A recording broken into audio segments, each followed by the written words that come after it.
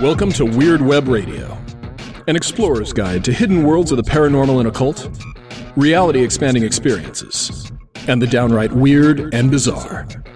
With your host, Lonnie Scott. Hey gang, welcome to another episode of Weird Web Radio. I'm your host, Lonnie Scott. This episode is the Season 4 finale. Can you believe it? I mean, I'm kind of blown away by the fact that it's been 4 years since I launched this show. Thank goodness to all the great gods and goddesses out there, and the ancestors and any damn spirit ally there is, because Paige Zafariu, who was the guest of the very first episode, was a fucking rock star. And she, to this day, is one of my dearest friends and connections in the pagan and occult world. I would like to remind anyone who hasn't heard episode 1, go back and listen to her, because you're going to learn an awful lot that's very, very relevant still today, and I think you'd really enjoy her services. As for this episode, it features the one and the only Aidan Wachter coming back again to the show. Aidan and I have developed a very good friendship over the last couple of years since he's on the show the first time, so we have a lot of inside jokes, interpersonal connections, and so on. You know, there's my little disclaimer. Aidan's approach to magic is the most mind-blowingly simplified and yet profound way of connecting to sorcery and spirits. And one of the things I've always appreciated the most about him is he's given me the language to adapt all the skills I've learned over the last few decades into something that's a comprehensive set of skills. Now, Aidan's back on the show this time because he's got a new book coming out called Weaving Fate, where he's going to teach you how to utilize hypersigils, which is something that goes back to Grant Morrison and his comic strip, The Invisibles. Look, there's a lot in that book that's going to blow your mind and be a lot different than the things that you're accustomed to. I think I had the honor and the privilege to not only read the early unfinished review copy, but get the final review copy as well. This is a really big game changer in the world of sorcery and magic, witchcraft. I think it's going to really crack some heads open in ways that maybe nothing's quite done before. And if it resonates with you, I'm really, really excited for those who are going to find this new method of sorcery in their toolbox to be super effective for them. I don't want to stand in your way. I've already rambled on for a while. Remember, if you want to hear the bonus portion of this episode, which is a huge chunk of awesome magical insight and conversation, I cannot even believe how good and deep we went on the Patreon portion. You go to weirdwebradio.com, click join the membership, or go to patreon.com/weirdwebradio, and you're in. $5 a month. That's it. That's all I ask. And you get the return. Please enjoy this show. Share it with your friends, your family, even your familiars. Stay weird out there, my friends. And we are recording. Aidan Wachter, welcome back to Weird Web Radio. It is really awesome to have you here, man. Thank you, Lonnie. It's been, I think, a little bit over 2 years, hasn't it? I think it's either been right under or right at. I mean, it's been 2 years, one way or another. I know you were on the show right as Six Ways hit the shelves, I believe. Yeah. Yep. So yeah, it should be just about 2 years. 2 years so plus. It's been about 2 months. years. Yeah. Hold on a second. Let me bump this up just a nudge. All right. For everyone who may or may not be familiar with Aidan, the quick rundown. Aidan is the author of the best fucking book on magic ever written, in my opinion, Six Ways. A badass talismanic jeweler. And quite honestly, man, I think not even you could have foreseen the way Six Ways was going to take the occult world in reality by storm. I mean, if we have a version of like the New York Times bestseller list people who are really making waves and getting attention, like that was you when that book came out. Honestly, man, did you see that coming in any way? Oh, not at all. I really had no expectations. I knew I would, you never know, but I was confident that I would make back the money I put into, getting software, paying people to lay it out and doing that. But I didn't really have any expectations beyond that. I just knew that I had some shit in my head I needed to get out because I thought it was relevant. Yeah. So let's take a minute then, because I think it's important. And I've, for full disclosure, for people who don't know, Aidan and I have become pretty good friends. And I've heard everything. We've had private conversations like, I have a feeling that I know some of the thoughts you may have when I ask this question, but I don't think I've really heard you address it anywhere else. So when you look back on the last couple of years since Six Ways has come out and you reflect back on that time, what has really surprised you? I am really surprised at how well it was received, and how well I've been received across a really wide spectrum of practitioners.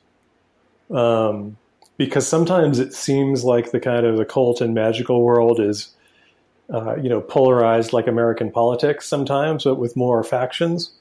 And it seems like Six Ways has really crossed over a lot of that stuff where people that you wouldn't think would be kind of saying this is a really solid book in lots of different backgrounds and traditions and no tradition.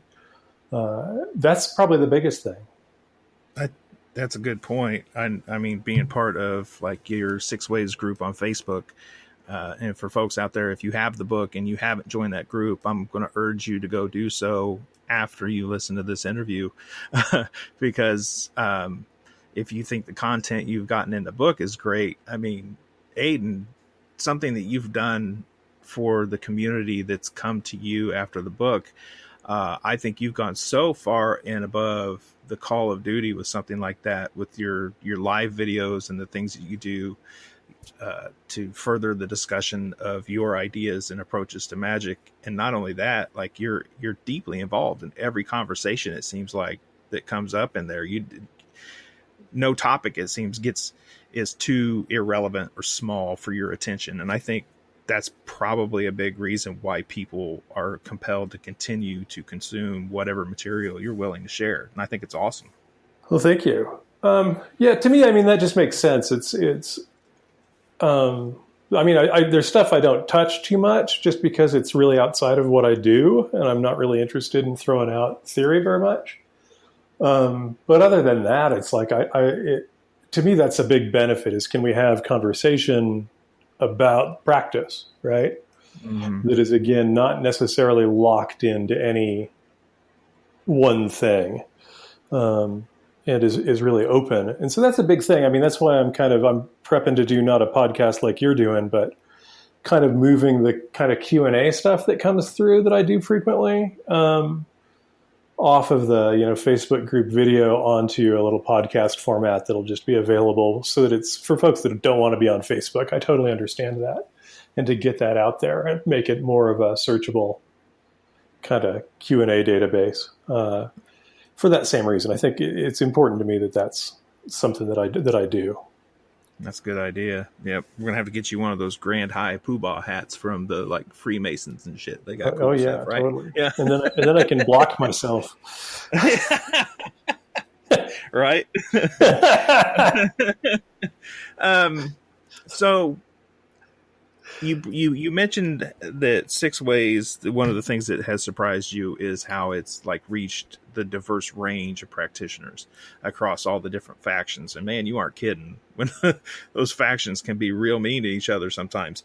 I like that you recognize that, one, as the author, and you pointed out, because I mean, when Six Ways came out, it was at a time when I was making transitions out of some things that were pretty consistent in my daily practice. And I was getting, once again, back to the deeper roots of why I'm involved in all this stuff to begin with. And 6 ways was my answer that I was looking for. I just didn't know that, and reframed how I teach. Reinforced a lot about my own practice, but it's not that 6 ways taught me things I didn't know. That's one thing I thought was so cool about it. But you gave me the language, I think, in a lot of ways that I was looking for to like put the final pieces together. And when I teach now in my own tradition, 6 Ways is the first book I require of my students. The reason being, I mean, beyond its effectiveness and the way that you've approached teaching, but also something you did with 6 Ways, whether you intended it or not, in my opinion, is you gave people a key that unlocks whatever religious or spiritual pursuits they want to go forward with in a magical way. And that key allows them to open those doors without having to swim through the bullshit. That's something I think you really accomplished. Well, that's awesome if I did. And it's certainly, that was some of what I was trying to do. It seems to me, talking to Fabiku Fatumiche and Bree Sassi, who are friends of mine and practitioners I really respect, a few years ago, and Bree said something that I totally agreed with, which she said a lot of what goes on is people are asking questions, but they're not necessarily what she perceived at that time in the context of what we were talking about as being particularly good questions, right? Mm-hmm. And so I think that a part of a lot of what I'm playing with is I've spent 30 plus years trying to figure out what are the questions that even matter and dumping all the rest. And then kind of doing that within practices, which we've talked about a lot privately too. Mm-hmm. Like, what does this thing really do? Not what does Crowley or Rigardi or Edward Thorson or anybody else say it does. But if you just run the practice and you don't try and force that interpretation on it, what actually happens? What does it actually do? And I think that that's missed a lot of the time. I think people look at, what am I doing wrong? Because I'm not getting that, right? I'm not getting what I expect. And it's like, well, maybe that's not what that does for you. So what does it do? And is that useful? And could you use that? Or does it give you some guidance about where you could tweak something or change something, or just realize that it's not appropriate for you? Mm-hmm. So I think that that's definitely, that's a big part of my thinking about magic. Yeah, I dig it. I absolutely dig it. Something else I wanted to talk about was that, like you and I, along with another small group of similar sorcery type minds, have embraced in our own kind of way the term chaonism that was coined by Jason Miller. Right. And on the surface, it's kind of a combination of chaos, a la chaos magic, and animism. Mm-hmm. And you've written about it on your blog, and as time has passed with that sort of, I guess, term floating about between your ears, mm-hmm. and the way that our own little group has come together for more in-depth discussions and an occasional experiment, what does that term mean to you on a deeper level? Does it capture something about your approach that's meaningful? I mean, it's 50-50. It's an interesting one. Like, I accept that the term is useful, and I think it can be a really useful bridge, but it's not one that I super personally attach to. But I think that there's something that I talk about in 6 Ways, and then again in the new book, which is that one of the big takeaways that I got from chaos magic is that magic in general works, right? Mm-hmm. And this is not really what most people take away from chaos magic, I don't think. Mm-hmm. They tend to take away kind of the flashier, or more pop culture or more whatever their little piece is. But to me, that was the thing that I got, was like, okay, so if hoodoo works and prayer works and bhakti yoga works and sigil magic works and theurgy works, then all of it works, right? And to me, that's the chaos side, is realizing that this is not, things are not as cut and dried as people would like to think, right? Or as the teachers necessarily tend to teach. And so I think if you mix that idea that most approaches are viable, some will work better for different people, with kind of that root animism, which I think is the most reasonable explanation of the human interface to magic, I think you have something that's very powerful. That's interesting how you said that animism is as the human interface to magic. What do you mean when you say that? Because I don't think that comes across clear enough, and it sounds pretty awesome. So if animism is the idea that there's a potential for anything that you can interact with to be responsive and in some way sentient, right? Not necessarily sentient like a human or a dolphin, right? People can get really uptight about how intelligent something has to be or how much agency something has to have. But that you could interface with almost anything that you encounter. And that's not to say that you can with everything or that everything is worth doing that with. These are very different ideas, but that potential exists. To me, that's it's like the underarching concept that explains most forms of magic, right? Because then, of course, you could talk to deity. And, of course, you could work with trees. And, of course, you could work with stones. And, of course, you could work with the dead. And, of course, and, of course, and, of course. And, of course, your mind could interface with what we could think of as the mind of the field, right? To me, that's the root idea behind animism. And it's, again, something that I've talked about before, I think with you, is it's not that it's necessarily an accurate description. It's just that it's a workable model, right? And usually that's what we need. And a lot of the argument that comes about in anything is like, is this really the truth?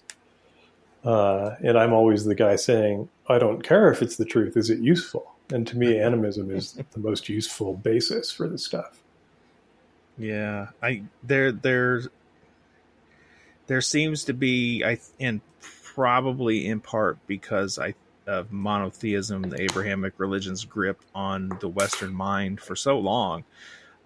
When people give that up, or even just grow up in the culture, that if you're not part of it directly, you are indirectly in various ways. There seems to be a pattern where people want the big T truth. Not all the little T's, the personal truths and things like that, but the big T truth. They want to know why, and the most solid why there is. I'm not sure that that's something that's available. Yeah, I mean, I don't think it is. I think that you can. I think you can want that really bad, and you can structure your experience to think you have it. But yeah. I'm not buying it personally. I'm too. I mean, chaos magic, when I found it all those years ago, I mean, I was 17 years old. I'm 43 now. It really locked into my mind this idea, like you said, that this shit works because I could prove it to myself. Mm-hmm. And that's really the only truth that I ever cared about beyond that point, was like, it works, and that's what matters. Mm-hmm. Somebody pointed out a 6 Ways review that I hadn't seen, but to me a couple of weeks ago, that the guy was basically going off because he was not into the spirit, as much attention to kind of dealing with the spirits as 6 Ways was.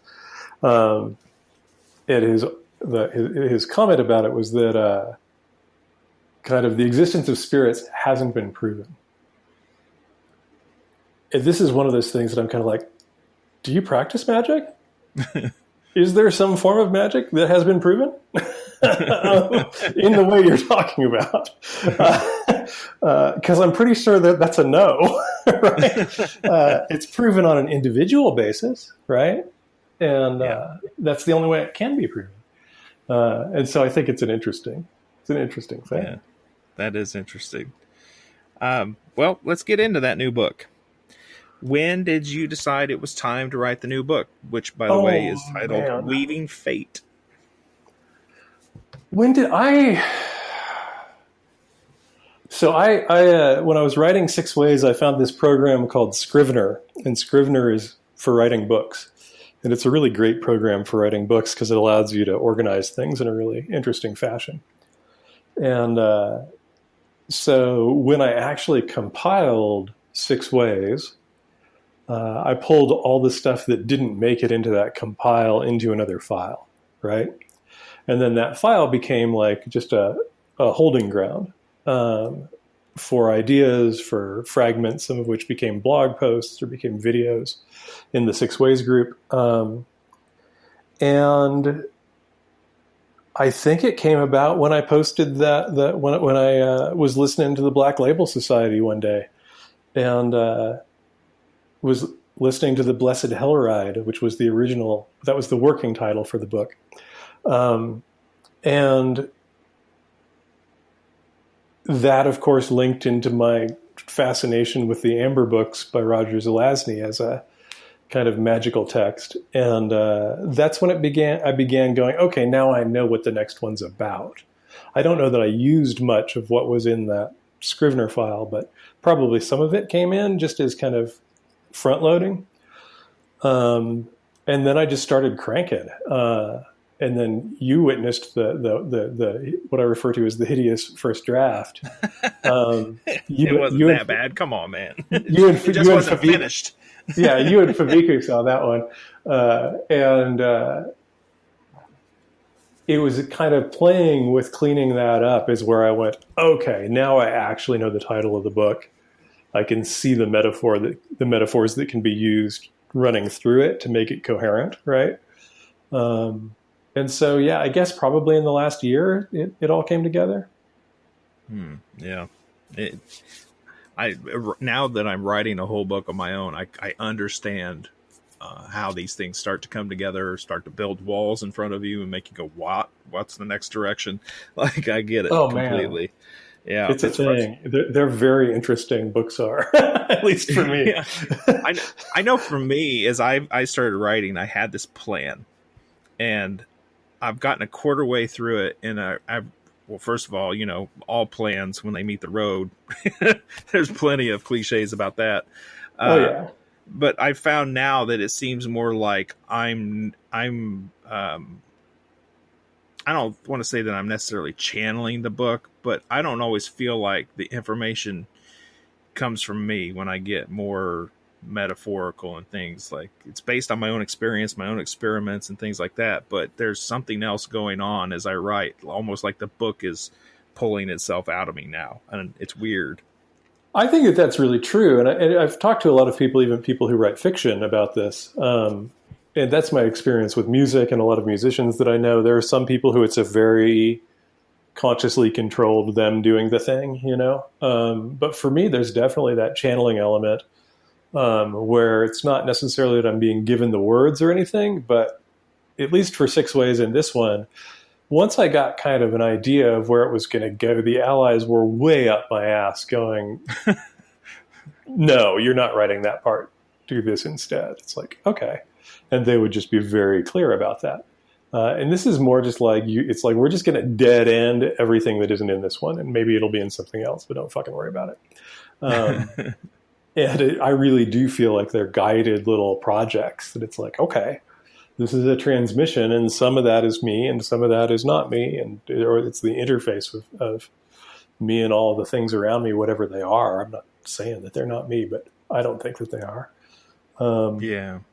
And so it's a very interesting process. Yeah, that is certainly true. I can understand when you've said, I've heard you say it many a times, that the allies were really up your ass about getting that book written. I have a similar kind of sensation in the book that I'm writing, but not so much, I think, from the allies or anything. It's almost like the spaces themselves are wanting their due in a weird way. And for folks that don't know, I'm writing a book that deals a lot with sorcery and hauntings, and I can't reveal much more than that right now. Mm-hmm. And in the paranormal realm, you will find, even amongst the best investigators and the people I admire and respect the most, that it's still very human centric, as if it wasn't for a human, none of these things would happen or none of these things would go off. And I don't think that's true at all. It's too human centric. Like you, I have a much more animistic view of this. Just because there's no human to witness paranormal phenomena happening somewhere doesn't mean that the shit isn't happening. You know what I mean? Oh yeah, and it's totally. I mean, it's that whole thing. If a tree falls in the woods and no one can hear it, it's like, dude, you have no idea what's going on in the woods that no one hears. No shit. And it would scare the living bejesus out of you, probably. Not that it should be frightening, but just because it would be so unusual to most people. I'm really not human centric beyond the degree that it's kind of in me because of being a human and being in this world, but I'm, underwhelmed with our kind of supposed superiority and the idea that we're incredibly critical to this whole operation running down here on this planet and beyond. Doesn't seem viable as a concept. We aren't that. We've been around for a couple million years, but shit was going on long before that. Mm-hmm. Yeah. So right. That brings to mind something I wanted to talk to you about, because I think magic itself, in a lot of ways, sorcery can be so unusual to what people expect. I mean, how many times have people cast a circle or something and block themselves off in a way? I know it's thought of as creating sacred space, but sometimes you're also kind of locking yourself away. Have you ever stood at the edge of those circles and thought, what is really out there staring back of you? Have you thought about calling on those same powers and doing those things without the circle at all? And something that I like that you did in a random video, and we've talked about this, and I've developed it into my own practice, but it's about crossroads. Right. And that made it into Weaving Fate. Yeah. Yeah. And one of the things that's key, and as when you say, I stand at the crossroads and I am that, and I've noticed that it's made its way into Weaving Fate. Mm-hmm. So let's talk about the crossroads and the concept that we as witches and magicians and sorcerers, as you say in Weaving Fate, are avatars of the crossroads. Right. So I'm going to start a little bit back in your question, because it's such an interesting one. So I started with a kind of KOist bent, but a lot of ceremonial magic early on. And one of the things that I did was I became very interested in this process of kind of clearing space and banishing space and erecting circles and stuff, because I didn't like it. I never liked it. There were times when it's necessary, but as a general practice, I did not like it. And one of the things that I began doing a bit when I was, camping and things like that in particular, was kind of casting circles and then walking outside of them and doing the work. And it was like, oh, so the circle is a really great way to call attention.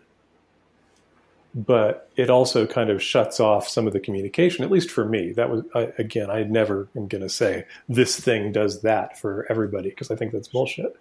Right. And so that kind of shifted me into this idea of playing with kind of the conception of the crossroads, and realizing that the crossroads imagery is about that intersection of differing aspects of reality, right?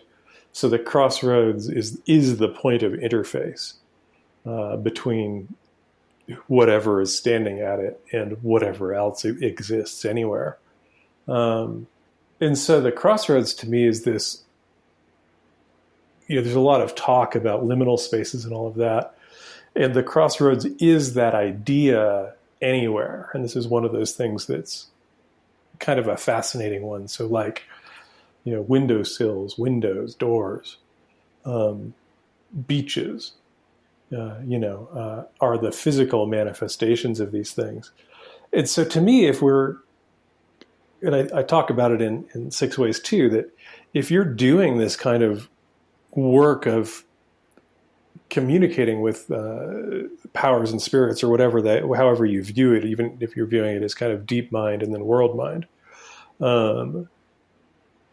you're constantly crossing those thresholds, right? Whether you're reaching through or whether you're calling something to you through, or whether that's just a perceptual difference, right? And so to me, as you do that, you become that thing. And this is, I think, where, if we're going to talk about magic as the development of kind of some kinds of personal power, I think that that's a lot of what that really is that we kind of break through the apparent barrier of the material. And it's not like the world now seems all that different. But what it is that we're now actually constantly in that crossroads position so that we can actually shift things, right? You can influence through those spaces. And so that's my idea about kind of, it's like if you view yourself as the crossroad, if you stand at the crossroads and you are that, then there's nothing unusual happening there, right? Mm-hmm. And that's one of the ideas that became very important to me was there's a lot of, and this is probably originally came from Kenneth Grant, which is like, how weird can we make magic sound, right? And I love Kenneth Grant's writing. But the more time I spent practicing, I was like, I think this is totally normal. I don't think that there's anything unusual about it at all. I think not having that interaction, at least for those of us that are called to it, is the unusual thing. You know, again, I'm not saying everyone has kind of the same calling to it or has the same potentiality within it. But if you do, that's normal, right? It's not necessarily culturally normal right now. And even if we look at cultures that have, shamans or kind of the folks out at the edge of the wood that do weird ass shit that you interact with, kind of at risk. To me, for the person practicing, this stuff is normal. And so if you're the crossroads, then standing at the crossroads isn't an abnormal thing. Mm-hmm. Yep. And I also think, like, the way I've taken that and run with it and developed it and taught it in my own way, it's the acknowledgement of being the crossroads that sparks something magical to affect. Not that you and I and anyone else that's practicing any form of magical traditions couldn't do whatever we're going to do. I think just becoming more proficient at these things and regular practice creates weird shit in your life anyway.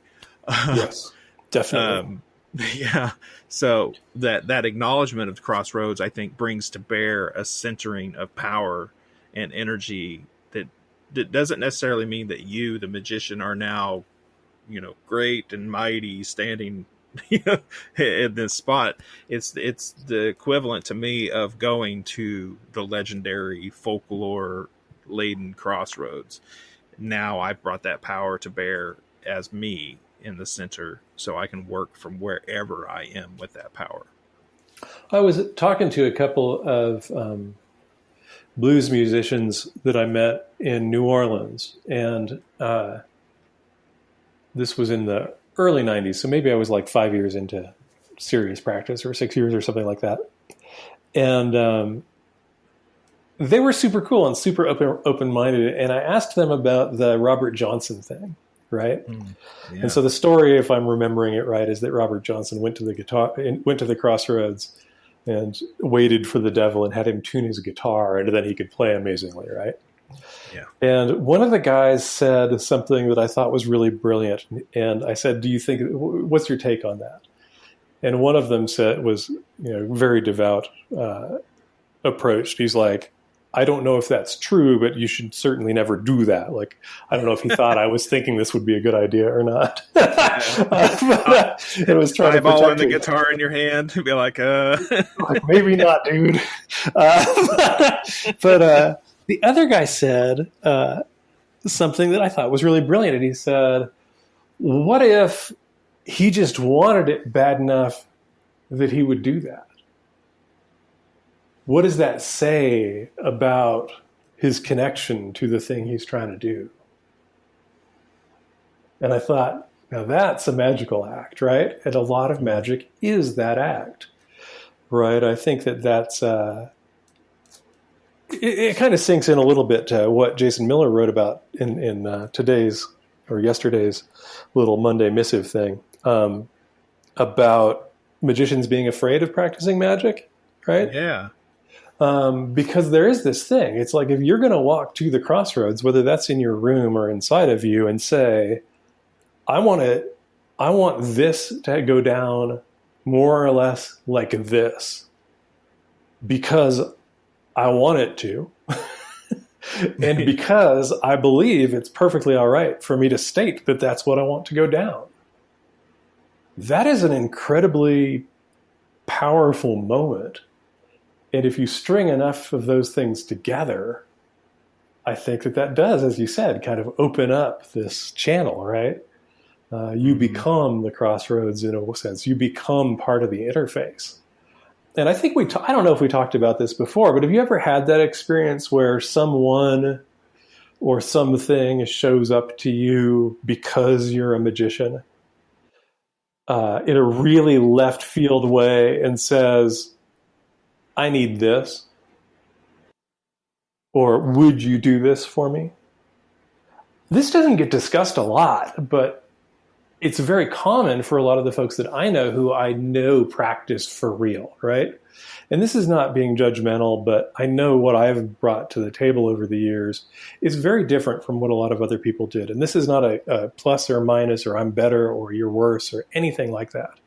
It's just a basic difference. Like, I have not studied guitar like any of the really good guitar players I know have. I just have not.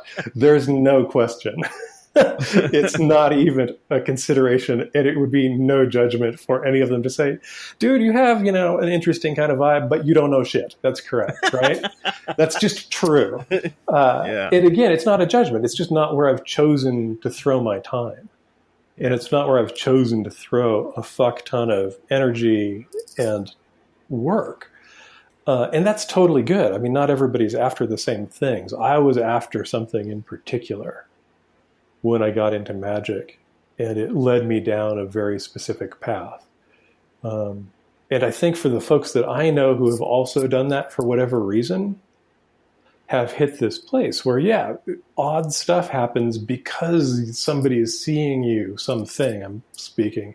Sometimes this is humans, sometimes it's things that are riding humans. When I lived in cities, that happened a lot because there's a lot of kind of spirits or entities that are at least part of the time riding on humans, would come up and treat you as I might treat a crossroads spirit, right? Where somebody would walk up to you on the street, clearly possessed, if you're not in the exorcist sense of this, but where something is riding them, and would say, I need you to open a door to this for me. And I would be able to do it. There was no thought behind it, right? It's just like, yeah, you're right. I do have that ability. And this is not bragging. It is not anything like that. It's just shit that has happened. And I'm not saying it's a good thing even. It's just shit that has happened. And so all of that sinks into this conception of us as crossroads that, yeah, you just see it. It's very interesting. There was a period of time in the 90s, late 80s and early 90s, where this was happening a lot, both in San Francisco and New Orleans. And this is from people that were not people that you would expect to stop you on the street and kind of work with you. And it was not anything like a normal human interaction in any instance. It was never somebody going up, hey, I don't know why I'm asking this, but blah, blah, blah, blah, blah. That somebody walks up to you on the street, takes your hand and says, I need you to put in a word for my son because they're going to lock him up for 20 years. And something passes through you and goes, done. Right? Yeah. And this has not happened as much now that I live out in the middle of nowhere, which is kind of a plus for me as far as I'm concerned, because it's not without a price, I don't think either, right? There's always It's like you get to pay back some of what you've borrowed or something. I don't know how that works exactly, but yeah. So all of that piles into those conceptions for me. That is super interesting that you point that out. I think that's kind of escaped my attention over the years. I mean, you say that we become the avatars of the crossroads, and I can vouch for that in a lot of ways. But I think magical practitioners in general become that sort of not that they're acknowledging it the way you and I might, but they're certainly becoming one of those centerpieces where things are happening. And the more we do it, the more we carry that with us.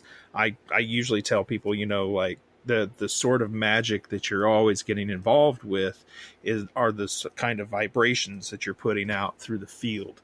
And those are the kinds of energies that you're going to attract more and more, the kind of spirits you're going to attract more and more. So if you're always dabbling in anger and curses and retribution and revenge and binding your enemies and so on, you're going to end up bound up in those kinds of powers. If you're always blessing and healing and doing, you're going to get more of those sorts of vibrations and powers.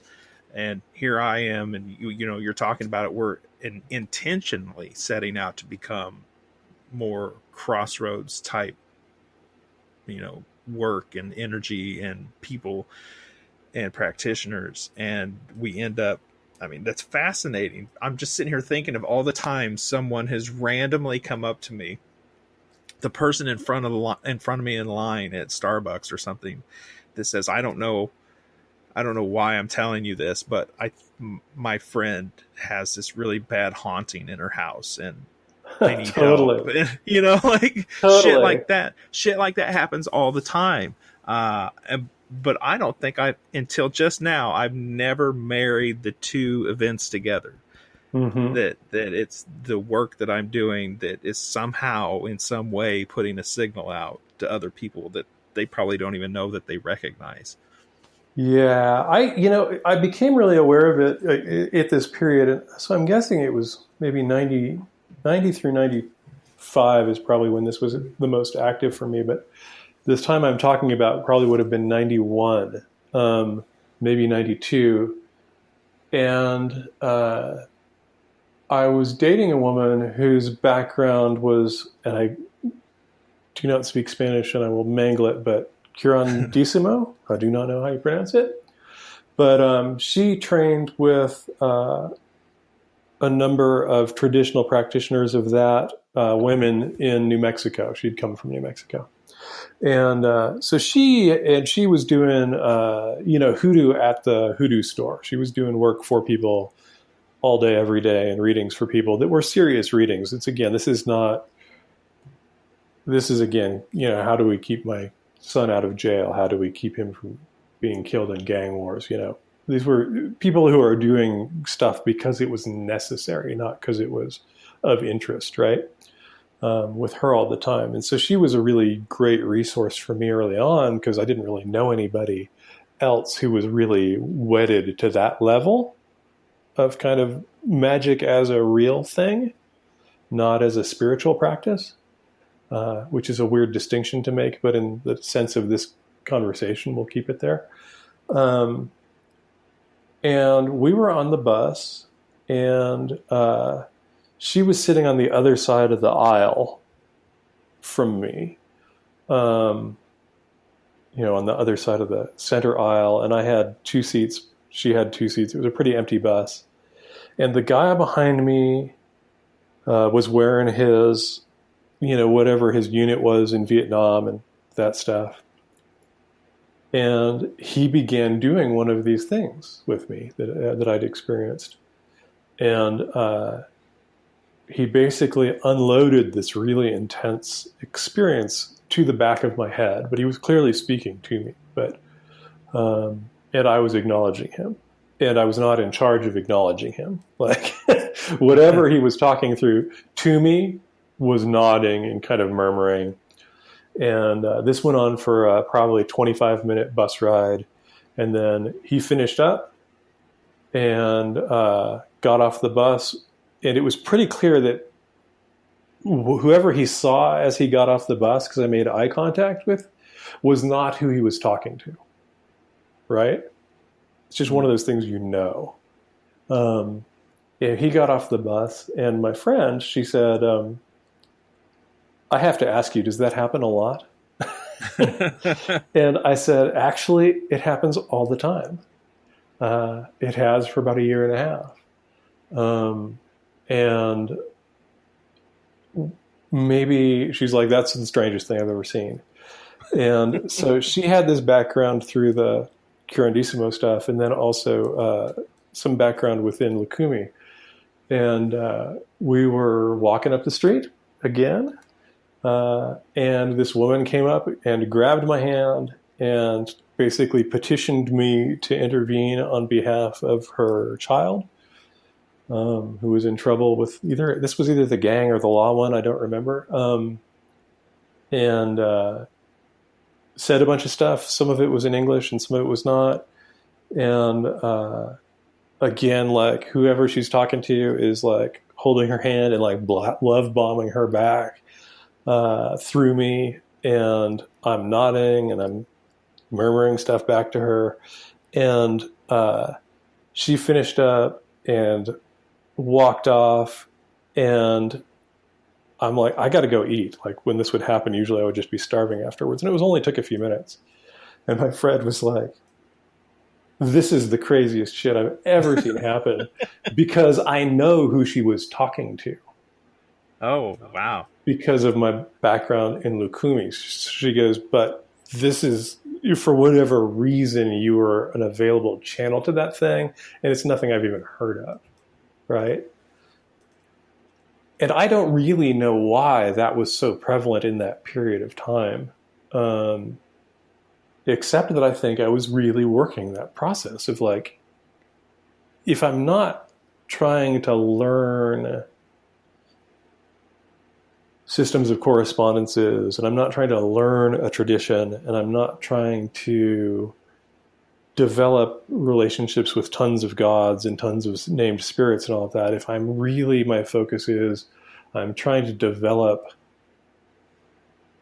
an understanding of how I interface with magic, because it was consistently important to me. And it seemed really critical that I do the work that I was doing, even though I couldn't really describe it beyond that. Like, now I can say I was really attempting to kind of clean up the interface as much as possible. And I think that just opened me up to be that crossroads thing to a good number of people. And it was fascinating, and it taught me so much about kind of potential, right? Mm. Like, and it's one of the things that's very interesting, I think, about all this stuff is we don't, there's so much potential function and functionality and positionality within all of these practices, depending on what you do and how you approach it and how you think about it and whether you have wed yourself to a tradition. And again, it's not a judgment against that, but if you are, things are going to be clarified through that tradition, right? Whereas if you're kind of playing, again, and I'm going to throw it out in that, if you're playing within a more Caonism sense, then maybe you get something a little different. Or a lot different, yeah. I don't know. I don't know what goes on for other people in truth, you know? Right. That's quite a story. I know... I don't think I've had many people come up to me and grab my hand and say, I need you to do this, get my son out of jail kind of gig. But it was fascinating. I do get an awful lot, and I have for a very long time. I get a lot of people who just suddenly want to tell me their ghost story or ask for help with haunting, or do you know how to do this? My daughter's scared, or, just shit like that. I get a lot of that. But doesn't it make sense in a way, right? Because you go, what is your focal point, right? Mm-hmm. And mine was really, though I was not using that language as much at the time, but mine was this crossroad point. Mine was, show me what I need to know to do what I need to do, both for myself and for the greater field, right? And though these were not the terms I had at that time, that was my approach going into ritual so much. was like, I don't know why I'm compelled to play, and I don't know why I'm compelled to play this way, but I always have been. Yeah. And so, of course, it reflects that. And so, with your interest in these things, of course, that's, is it it could be a chicken egg thing, right? Right. And then it also ties into that one. I made this crazy video in the Facebook group that I always think about taking out because I was quite. It was shortly. I think it was shortly after my son died, and I was sick too. And it was the one about function over purpose, right? And I think that that's a really interesting question. And a number of people came out from there going, "This was actually really helpful to me." And a lot of people came and said, "I don't understand this at all." And I'm like, and I think that that's what I was talking about, right? And so perhaps part of your function is to be an interface for these, whatever it is that produces the hauntings. And so they recognize you. They go, "Oh, he's that kind of thing," right? If we were rooting through the Goesha, right? Looking at descriptions of what spirit helps with what thing, if in a different version of that, maybe you're in there for one thing and I'm in there for something else, Yeah, that's interesting. I think you might be right.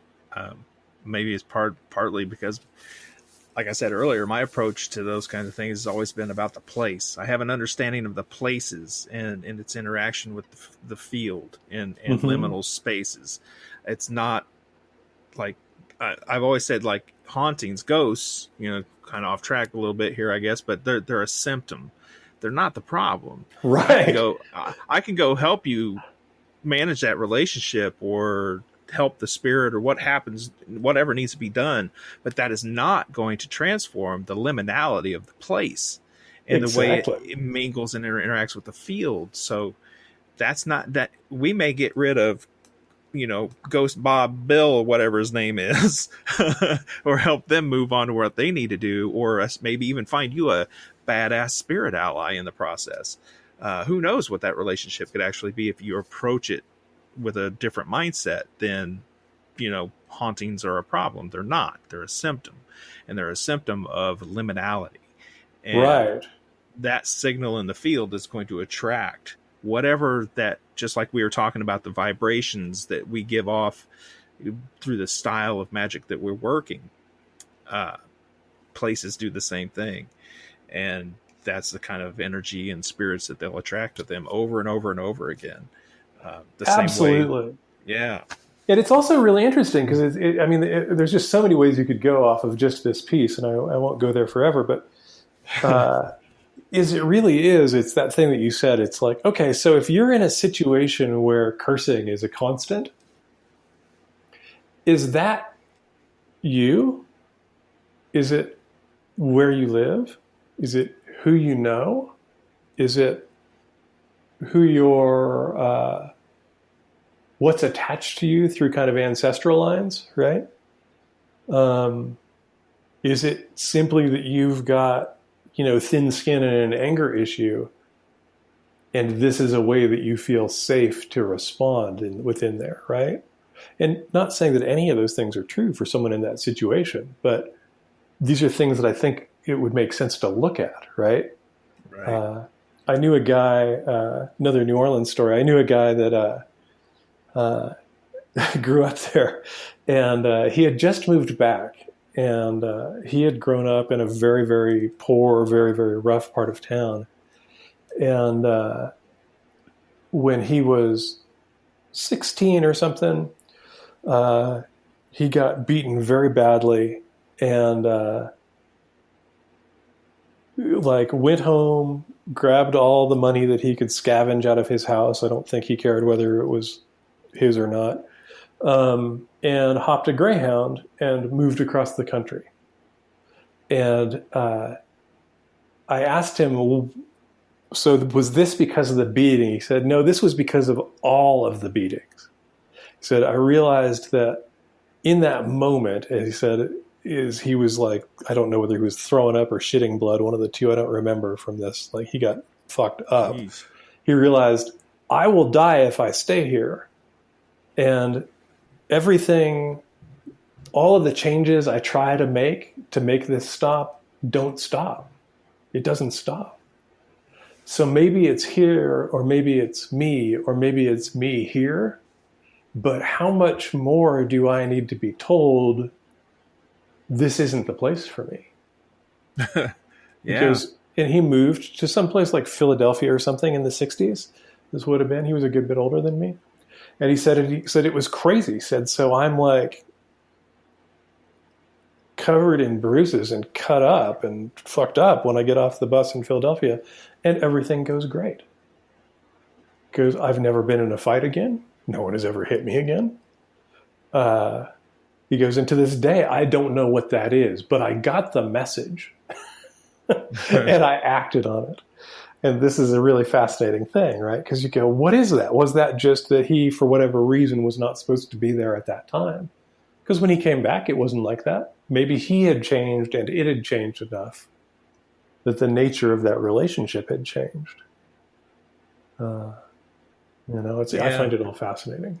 Yeah, it's another wing of my working theory about a lot of that, especially concerning hauntings and everything else. But it could be, widened out to this sort of situation too. You have the liminality and the energy and the signature kind of feel of a place and what it attracts and what it might inspire.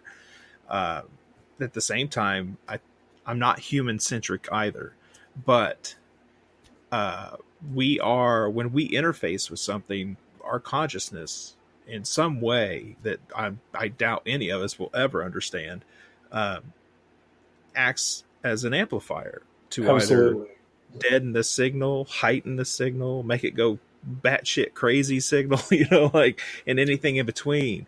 And it sounds like whatever was going on. My theory for your friend would have been like the energy signature of that place combined with the signal that he puts off were pretty toxic together. Absolutely. And so it's an interesting thing because, right, it's that thing that I always say about is like people go like, I'm doing all this spell work and it's not working, right? Or ritual work and it's not working. And I'm always kind of interested to know, like, how is everything else? Right? How are your relationships? How is your work relationships? Are you able to kind of manage your finance? Onto things that are very touchy right now, like health issues and things like that. Because there's so much information in them, right? And so are you not getting the things that you are asking for, but your life is improving? Because I see a lot of that where people are like super frustrated, like, I'm not getting the exact thing that I ask. And you go, yeah, but look at where you were 2 years ago. Yeah. Like, everything in your life is vastly improved. So how is this not working? It's not coughing out, the exact piece of candy you were hoping to get out of the bubblegum machine, but it's doing the best it can. Yeah. We went on quite a tangent there. That was awesome. But we did. Forward, I think we forayed away from your new book a little bit further than I intended. To bring it back, because I'm not going to take up your whole day. Hypersigils are a central piece of your new book, Weaving Fate, and I think hypersigils. No, I know hypersigils. I know are very confusing to people in the occult community. Grant Morrison famously, somewhere along the way, I think, made the claim, or people think that, like, his comic strip Invisibles was a hypersigil to achieve some end. And that's, if you ask people if they know what hypersigils are, that's generally the answer you get back in return. But if you press to say, well, what exactly, how does that work? Or why would you do it that way? How would you build it? I don't think people know. So Weaving Fate is really going to open up some minds in a way that I don't think has been done before. Why hypersigils? Help us understand them. So I love Grant and I love his work, or a lot of it. And as I said in the book, I don't recall ever hearing the term until my friend Fabiku mentioned it.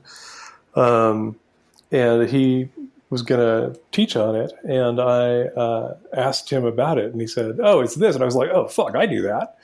Sign me up. I want to see what you have to say about it." And it was a great thing because I was in his class, and we were both talking kind of behind the scenes and then in the kind of Facebook space for his class. And it was just fascinating because he has a very different approach, as makes sense. We have very different approaches, but we both know what we're doing. But there were tons of similarities. And so I dove into some of the stuff that I could find on hypersigils while I was writing the book, and didn't find a ton that I thought was accessible. Yep. And so, and part of it goes into the kind of like high weirdness chaos magic thing that's very popular. And so to me, what a hypersigil is it's a long form narrative way of doing enchantment.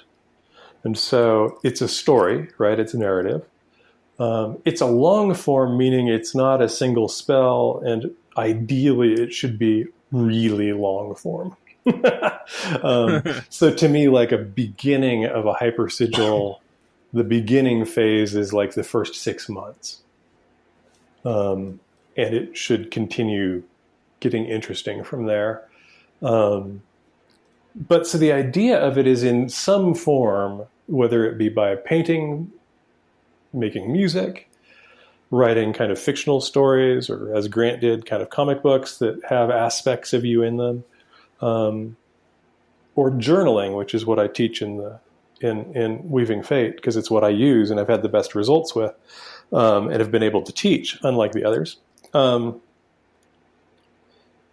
It's really a way, what I think is going on is it's a way for you to communicate to the field what you would like your life to be like, in a really coherent and sustained way, that allows for a lot of leeway and a lot of steering, because it's not kind of defined down into a singular statement of intent. I want X to happen, right? It's actually telling a story about the experience of that thing happening. And pragmatically, you can run with that idea and get a million miles. That's kind of where I started. And so this hypersigil idea is really this, how do you kind of do sustained, simple magic to produce really either incredibly subtle or incredibly radical change states. And it's the best thing I've ever found for that. Yeah, I have had the pleasure to read the review copy of Weaving Fate and the ugly rough draft, as you call it too. I think people are going to be very, very pleasantly surprised if this is the form of magic you want to use. As a professional hypnotist myself, I've told people, if we could just simply change the story that you tell yourself about yourself in your mind, we can make profound, instantaneous changes. And hypersigils are certainly a long form way of doing exactly that. Definitely. Well, and I think it's an interesting approach. And I definitely think, you and I both have interest in the kind of self-hypnosis or the hypnosis thing. Though I came about it more on the trance, something that came out of my trance work. And it's a big part of what the book is about is like, yeah, you are largely defined by your narrative. Not 100%, right? This is not New Age bullshit. But the biggest way you can change how things go for you, I think, is to change that narrative, because it allows so much kind of systemic and structural change to how you interface with the world. Mm-hmm. And so to me, it's just an incredibly Yeah, and I also, the thing that I like about this book is that it's very low tech. You don't need to know a lot. You don't need a lot of stuff. No. There's a lot of people that want to practice magic, but are in relationships where maybe they can't, or are in countries where it's not safe, And you could adjust what I teach in Weaving Fate very easily to get away with this anywhere. And it's, so hopefully it's useful. Yeah. There's one hurdle I can see people having with Weaving Fate as you're teaching it. So people are working with the long form hypersigil creation through the Black Book, as you call it. The details in which inside are going to be pretty intimately personal. Yep. And you wouldn't want other people to see that, would you? I do not suggest it, yes. So I would say right out of the gate, and it was something that occurred to me the first time I read the rough draft. One of the first thoughts I had for myself, not so much in the process of giving you feedback, was how will I put this into practice without having it fall into the hands of anyone else, my kids or my spouse or anyone for that matter. They're just things you wouldn't want to have happen. So I would say that no matter what you're recording in that Black Book, that's a big problem. I think people should give consideration to. You're going to want to make sure you can keep it private. Yeah, definitely. And it's actually interesting. There's a practice that did not go into this book because it's going into the next book, which are where it's more related, that is very much of that kind too. This is incredibly potent, and I cannot recommend it if you don't have good control over your space. Yeah. And so it's an interesting question. There are ways around it, I think, but it's that may be the argument towards writing a novel rather than journaling. Right. Before I wrap up the regular portion of the show, we go to the Patreon section. I had a couple Facebook people who wanted to ask you a question. First, I know you saw this one, was from Tim Lisco. And Tim had the question, he says, he wants to know if you think symbols absorb or reflect some of the negative energy that gets directed into them in other copies, I guess by other people using the same symbol. And his example is one that is near to me, is he has a Thor's Hammer pendant, a Mjolnir pendant, and he wants to know if it resonates with the malevolent intent of racist assholes who also wear it. In a magical sense, not just social interactions. So, your thoughts? I mean, my take is no. It does for them. That's really unimportant to me, at least.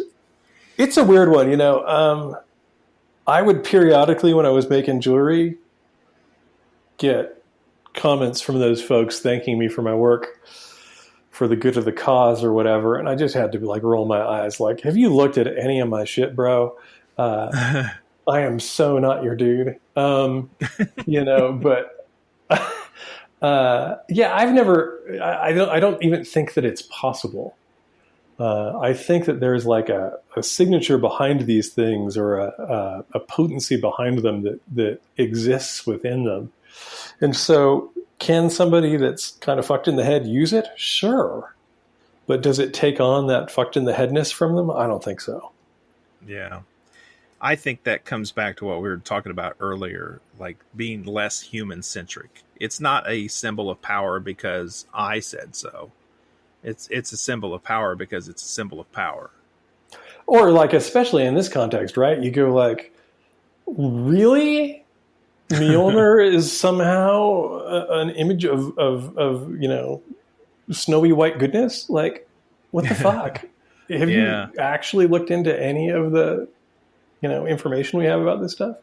Yeah. What does Mjolnir do in the lore? Mjolnir sanctifies and makes marriage sacred. It's the weapon that Thor wields to defend all the realms. It's the enemy of the Jotun, the thing that he uses to destroy the enemies of Asgard as well. Like, it's the very essence of protection of, security in the home and the world, for that matter. There's nothing at all about ethnicity or race tied to that symbol. Well, and you and I have had that conversation about Odin and stuff too, right? You go like, I don't even understand how people come up with this idea of Odinism as this white power sanctified thing. You go, have you really read about that dude? Right. Whatever it is, because that's one freaky motherfucker. That's like one of the freakiest motherfuckers you could ever find, and you're tripping about people's skin color or the fact that they're queer? Yeah, it would make. Are we more reading sense. the same lore? Yeah, it would make more sense to me if Odinism meant cross-dressing, crazy shit in the woods. Like fucking let's fucking chow down on the mushrooms, put on our dresses and makeup, and let's see what wants to have sex with us. Like, okay, I'm with you, and then maybe we'll fucking do it in the cemetery. That to me seems like what I understand Odin to be. Yeah. That's funny. Yeah. So now that we've made sure none of the racists are still tagging along listening. We do what we can. We do what we can where we can. One more question came from Facebook, was from Laura Kerr, and she would like to know what your favorite places in New Mexico are. So I think we just keep it to like one. What's one of your favorite places in New Mexico? Oh man, that's really easy. The Shrine to Guadalupe in Santa Fe. That is, if you have an interest in magic, regardless of whether it involves Christianity or Catholicism or anything like that, I would strongly urge you to give yourself 2 or 3 hours to go in to sit in that place when it's open, because it's open. And just sit in it and see what you feel about it. Because this is a place where for, I want to say like, it's 400 plus years, I think, or close to it. People have been going in and petitioning that entity for help constantly. And if you want to have a sense of what kind of a place of power can feel like, and it's a very different kind of power than a lot of the stuff that if your experience of paganism or whatever is kind of go really hard, ecstatic dance and drumming, it is very, very different. But it is an incredibly, incredibly beautiful and potent space. It's a stunning thing. I dig it. Yeah. All right, man. I think we're at the end of the regular portion of the show. Just so people know, today is not the day you're hearing this, but as of today, as Aidan and I are having this conversation, I believe Weaving Fate just became available for pre-order on Amazon. And you intend it to have it actually shipping out, end of August? Yeah, the publication date's the end of August, so the distributor will start releasing them 10 days before that to Amazon and Barnes & Noble and everybody else. And so they should be landing on your doorstep around the 31st of August if you get it in pre-order, though there have been a little bit of slowdowns on the distribution end because one of the upsides of the pandemic is people are reading more. And so they're manufacturing a lot more books than they were before by a pretty huge margin. So, but it seems to be running very smoothly. Yeah. So, and For the folks that are international, I think it just showed up at Adlibris in Norway. And the book depository is often a better place, depending on where you are, to get print copies, and it'll show up there eventually. And probably in 2 weeks, the ebook will be available as well. Sweet. Yep. So as you're listening to this, if you're listening to it as it comes out, you're still in pre-order land. If you're listening to it in the archives and you don't have the book, shame on you. Go buy the fucking book. So is there something I should have asked, something you'd like to talk about that I didn't cover, or any parting thoughts you'd like to share? The only thing that I would say is that given the situation pandemic-wise and political-wise, and kind of the really radical transitions that a lot of people are experiencing, one of the reasons that we kind of switched gears on some of the projects that we had to get this book out now is because we believe that it will be helpful to navigate a lot of that. So not so much if you're just looking for another book to read and put on the shelf, but if you're looking for an approach to kind of reshape things in a way that work for you as things are changing, this is the thing I would tell you if you were sitting in the room with me to do. If we had an hour and a half or 2 hours for me to try and teach you sitting in the same room, and this was the situation and things had gone south for you, this is the approach I would suggest. That's quite a sales pitch. All right, man. Where can people find you? I am at aidanwachter.com, and I am on Twitter and Facebook and Instagram. Generally, if you search for Aidan Wachter 6 Ways or Aidan Wachter Talismanic Jewelry, though I am retired from that pastime, you will find me. Yeah. It's unfortunate, but it is what it is, right? It is what it is. I did that for way more hours than anybody would imagine a week for 8 years, so I needed a break. I can totally understand that. Man, I love the stuff, but it's like I had to put all the tools completely away. I don't even have stuff for myself now. It's like, okay, I haven't given them away yet, but that's coming. It's like, that's okay, coming. I really need them to be gone enough that I don't try and go back there because I just can't do it. Well, I loved every bit of it, but I can say I took your course, Building the Bones, was fantastic. Your delivery method was great. The material was wonderful. 5 stars all around. And if teaching is the direction you'd like to go forward in the future, similar like what Jason Miller does with teaching his courses, I would be just like your allies, kicking you in the ass, saying that's an excellent decision for you to make. We will see where that goes. Right now, I've got a couple more books to do, and I'm trying to move those through. But it could come up again. I thoroughly enjoyed doing that, and a few folks like you have been very clear that it worked for them, so that's good to know. It's hard to tell from the outside whether it's going to go, because you know what makes sense to you, but it's very hard to tell whether it will make sense to anybody else. Yeah, it's interesting how it works that way. All right, man. You ready to head into the bonus portion of all this fun? Absolutely. Let's do it. All right. Thank you for giving the time out of your day to do this for the listeners. I really appreciate you coming back on the show. I wish we'd have done this sooner. I'm going to find more excuses to have you here. Absolutely. Yep. Maybe I'm going to steal a page out of Andrew's book and do something like Stacking Skulls. How about that? I'm totally down. Yeah. As for everyone out there listening, thank you as always for being here. Thank you for taking the time out of your day. I hope you've gotten a lot of value out of this, and it's helped you move forward in your own growth. So stay weird out there.